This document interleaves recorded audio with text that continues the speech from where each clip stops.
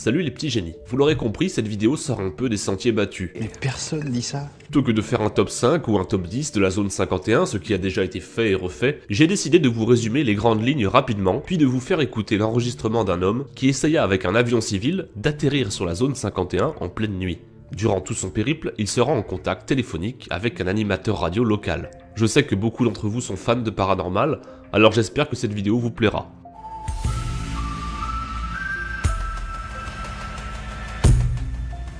Situé à 130 km au nord de Las Vegas dans le Nevada, l'emplacement de la zone 51 fut longtemps gardé secrète par le gouvernement des États-Unis. En 2013, la CIA finit par reconnaître officiellement son existence ainsi que son emplacement.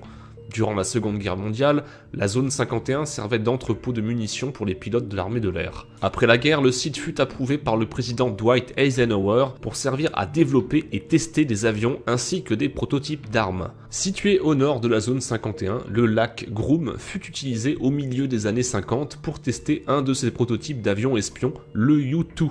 Le lit du lac asséché était une piste idéale pour opérer l'appareil à ses débuts, et les chaînes de montagnes de la vallée émigrant ainsi que le périmètre de sécurité entourant la zone 51 permettaient de faire ces tests à l'abri des regards curieux. À peine un an plus tard, après des tests concluants, le U-2 survolait le territoire soviétique avec succès. En extérieur, la zone 51 ne paye pas de mine, elle dispose de nombreuses pistes d'atterrissage, la principale étant la 14L32R, une piste au revêtement de béton d'une longueur de plus de 3500 mètres. Plus à l'ouest, peuvent être aperçus des hangars pouvant accueillir des avions de toute taille, des dortoirs sont également présents pouvant héberger plus de 1000 personnes. Il a été reporté qu'il y avait également un gymnase, une piscine, une cafétéria ainsi que divers bâtiments administratifs. Bref, rien de suspect à la surface, on se doute bien que s'il y a des choses à cacher, elles sont toutes gardées bien au chaud à plusieurs kilomètres de profondeur sous le complexe. L'acharnement du gouvernement à maintenir le mystère sur cette zone a conduit à voir émerger de nombreuses théories du complot, la plus connue étant celle basée sur le fait que le gouvernement utiliserait la zone 51 comme hangar à vaisseaux extraterrestres. Beaucoup pensent également que la zone 51 sert de laboratoire ainsi que d'observatoire géant afin de collecter toutes les informations émanant du système solaire. Cette théorie prit de l'ampleur après le crash d'un appareil inconnu près de la ville de Roswell en 1947. Plusieurs films et séries relatant cette théorie ont vu le jour. Pour ceux qui sont nés dans les années 80 et avant, difficile d'oublier Roswell, une série qui marqua les années 90. Plus récemment, sorti en 2015, un film a également fait surface. Vous n'aurez pas de mal à le trouver puisqu'il s'appelle tout simplement Area 51. Vous allez maintenant pouvoir écouter l'enregistrement audio d'un pilote qui s'était donné à l'époque pour mission de survoler et d'atterrir sur la zone 51. Le pilote avait pris soin de contacter un animateur de radio très en vogue à l'époque, Arthur William, avec lequel il restera en contact durant toute la durée du vol. Son plan était de se faire passer pour un avion médicalisé en détresse, il avait ainsi écrit « hôpital » sur la carlingue de l'appareil et coupa volontairement sa radio. Voici maintenant l'enregistrement. A lot of desert, yes. A lot of desert. Now you're liable to get yourself killed. I'm sorry, sir, you have to speak so loud. I cranked this engine all the way up here. I said you're liable to get yourself killed. Well, we'll get up there in a few minutes, yeah, and we're just going to see what's going to happen because this is I've got Red Crosses painted on this baby, and I got hospital on it, see? And maybe they're going to think that I'm on some kind of a mercy flight and I'm just off course. And I've got the radios cut off, so you can have radio failure, don't you know? And so I'm going to hold this thing steady here about around 65, 68, 100 feet.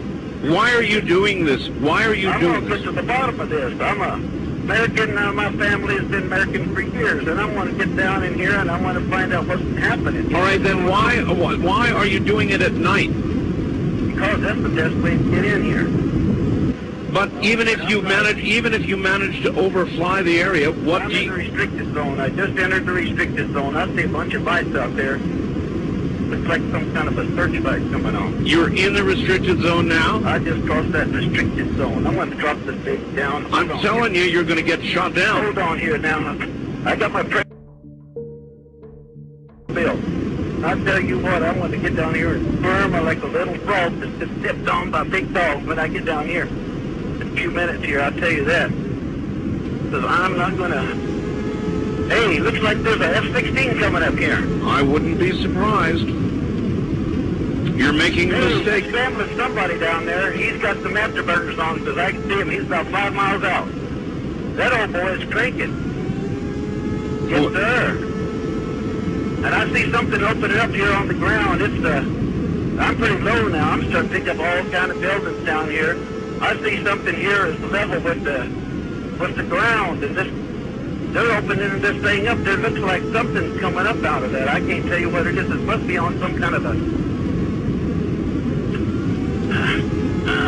hold on here. I gotta make this turn. I wouldn't be surprised. Oh, he's gonna be up here right directly because he's in the F-16. Sure as hell. He's coming to hold on here. I would advise you to turn your... We get to... I would advise you to turn on your radio. Come on, baby. Come on, baby. Come on, baby. We can do this now. Come on here. Hold on, this old boy's coming up here. Now he's got his lights. He's got his lights on and he's flashing me. Yeah, he's probably... All right, I'm waving at him. No radio. No radio. No radio. He don't know that. Well, if I were you, I'd turn it These on. folks are listening to Art Bell because everybody listens to Art Bell. Well, maybe if you're making... I gotta get some air. You're making a bad calculation because if they're not listening, you're going to be shot down. I don't know what he's going to do here. He's rocking his wings at me right now. He's rocking his wings and he's cutting in front of me. And you know this, oh, don't cut in front of me now, because if he cuts that close, stay off. Stay off. He gets his vortex from his engine, from Pratt & Whitney engine. We're going to, just like twin tornadoes, if he gets too close, stay off, bro. Hold on there, I'm getting down on the deck. I'm going in, I'm getting down there. He ain't gonna get me. I'm that damn veteran, he ain't gonna get me there. They didn't get me over there, they're not gonna get me over here now. Looks like some kind of rail gun coming up out of that elevator, that flat area over there that the doors opened up. It's got some kind of a weird looking barrel on it with a light. And, oh hell, they're doing something, they're shooting at me now. Oh God. No, baby, I'm going in. I think I'm going in.